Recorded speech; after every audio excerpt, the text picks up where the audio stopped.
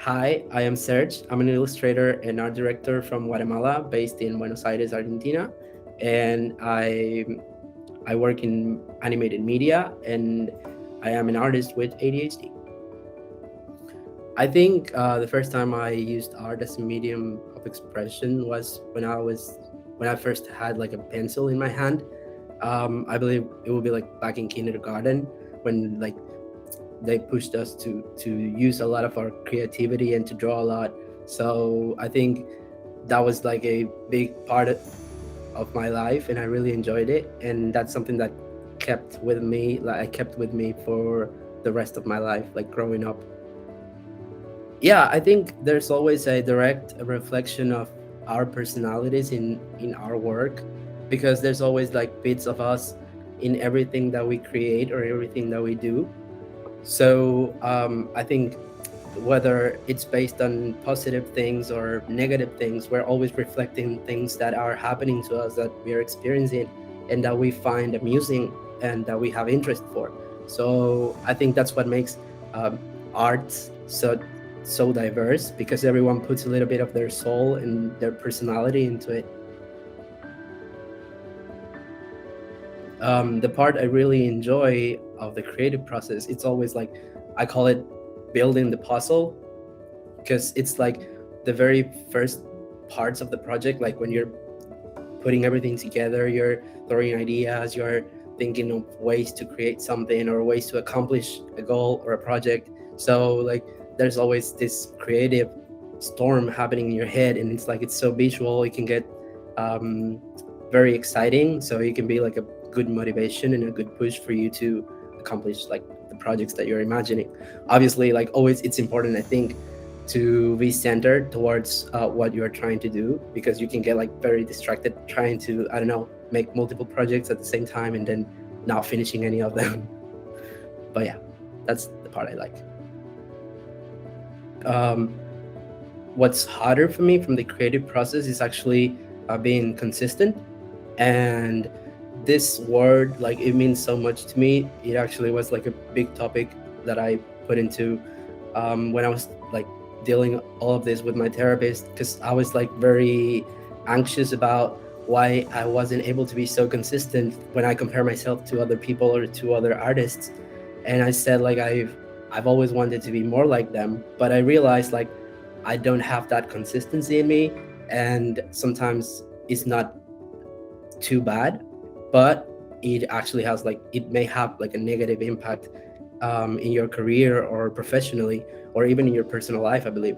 But talking more about my work, I believe that's the part that I find really hard to like, when you're finishing details, when you're like almost at the end of the project and it's about to be finished, but there's always something that needs to be checked out or needs to be fixed, or so that's the part I really struggle with. Yeah, I think it definitely has impacted my work, like the same way it has impacted every other part of my life. And then again, I bring back what I mentioned before on the other question. It's consistency. Yes, consistency might be taken as something negative if you're not consistent in a few things, or in some things that you need to feel, or standards or goals that you need that people put on you. But actually, like, I feel consistency, lacking consistency, can make you feel like having always this drive to explore different medias, different things, different styles. And I think definitely that's what has has been forming my personal style, if you want to call it that way, because I've always been drawn to trying different styles, trying different colors, trying different textures, medias. I wanted to learn 3D. I wanted to create illustrations in digital, and also drawing with sketchbooks. So I think being not being consistent actually has helped me to make like a wider visual universe for my work. Usually when it comes like to work stuff, I'm always checking two platforms, Behance and Instagram. I like these two platforms because, I mean, when it comes to Behance, there's a lot of full projects, and you get to see not only like the final product, but you get to see like the process of the product of the projects. So you see how people will make an exploration to come to a solution, to come to a proposal. And then you have Instagram, in which turns into a more like non-professional way to share your work. And you have like I'm following artists from different places, and they are always like uploading work in process and their personal life sometimes. So it's fun to see like everything that's around the artists or the creatives. And then when it comes to like the rest of the things for inspiration, I'm always watching animated content. So I'm a big fan of animated movies and shows. And also at the end of the day, it's like I get a lot of inspiration from my daily life, even though like it's not the most amusing thing, but like I get a lot of inspiration of the regular things I do daily, or the places I go, or the things I see on the streets. So I think it's more of like a personal exploration. I do have like a big list of artists that I admire, and like if I have to put like a top 5 or something, one of the main artists I started following when I first started illustrating was John Bergerman. He's like I believe he's based in New York, and like I really like his work because it's very free. He's always like creating these characters that are so abstract. He like has fun with textures and paintings and colors and everything. So it's like a very free art style, I believe.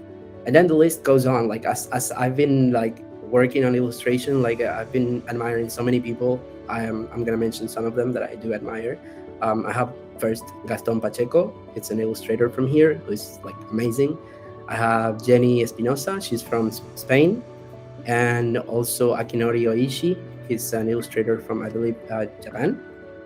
But they are all like amazing, and what they do and how they portray their work in different medias. So it's something that I admire. I believe there's a big difference, and I think it took me a while to think of an answer for this. But I feel like the main difference is that inspiration, as I see it, like from my perspective and my perception, inspiration is something that it's more abstract, that lives like in your imaginary, in your brain, in your emotions, and it's something that can touch you. Like it touches your sentiments, like your emotions. It makes you feel joyful, cheerful. It makes you appreciate who's inspiring you or what is inspiring you. But when we're talking about motivation, I believe, even though it starts from a very abstract place, it needs to move and appear in a physical world. Like you need to complete it. Like motivation is like this force that pushes you to achieve something, to complete something.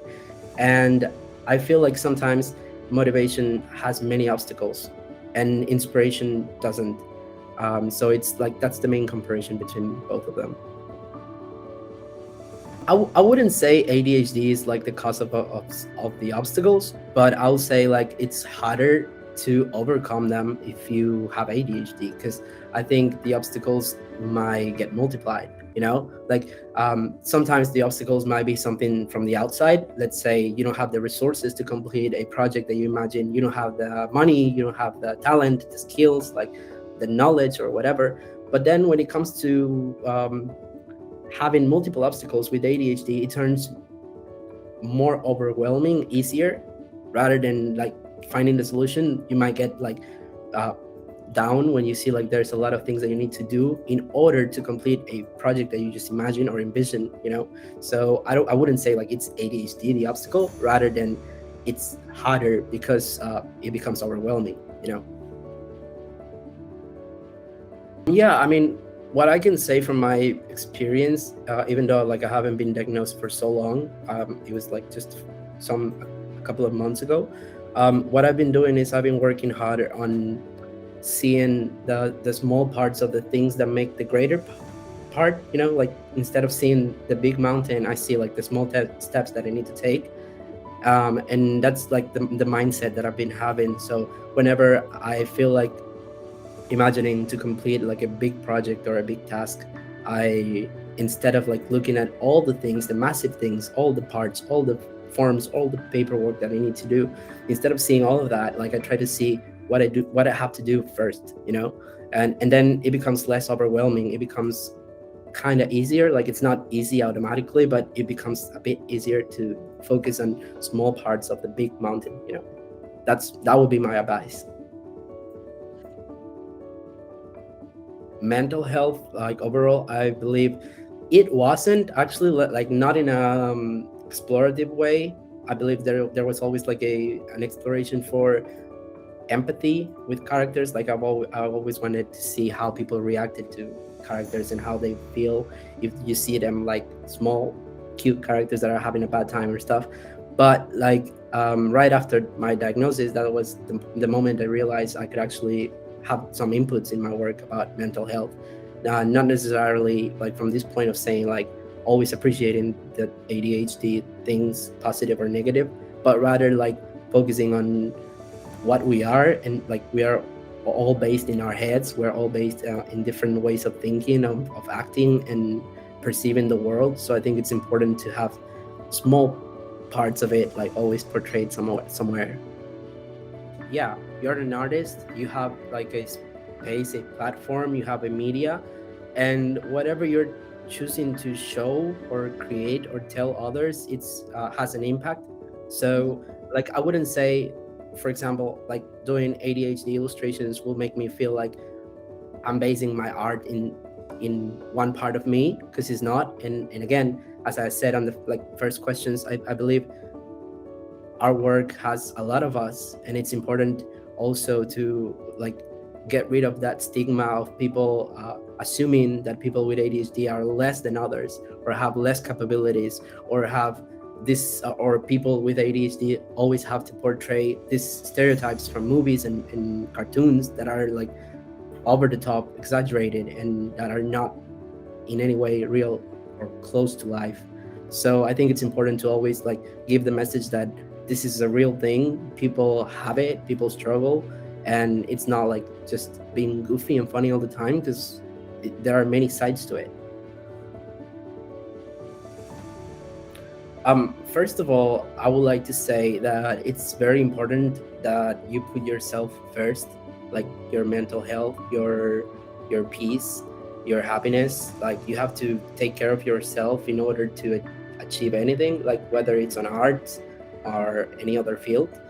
But I feel like once you take care of yourself or your mental health, of your coping strategies, of your daily routines, like life becomes easier. And like if there's this fog that doesn't allow you to see further, once you start taking care of those parts of you that are important, you will start to see like a more clear vision of what you want. If you want to like pursue a career in arts, then you can then with a peace in mind start to check for options to see what excites you. And also like I think this is something very important and that is not talked enough. Like your career, your title, the things that you do, like your skills or your talent does not define you the same way like ADHD doesn't define you. Like it might be a part of you, but it doesn't need to define you like 100%, like you don't have to be obsessed with being like the best illustrator. Like I need to be illustrator 24/7. Like I need to burn out, because then you get to these places in which you get like a burnout because you're working too hard, you're trying to be the best, you're working all the time, and then you don't realize that there are many parts of your life that need to be fulfilled at the same time. So it's important to have everything a bit balanced, more balanced. I know it's hard, but it works.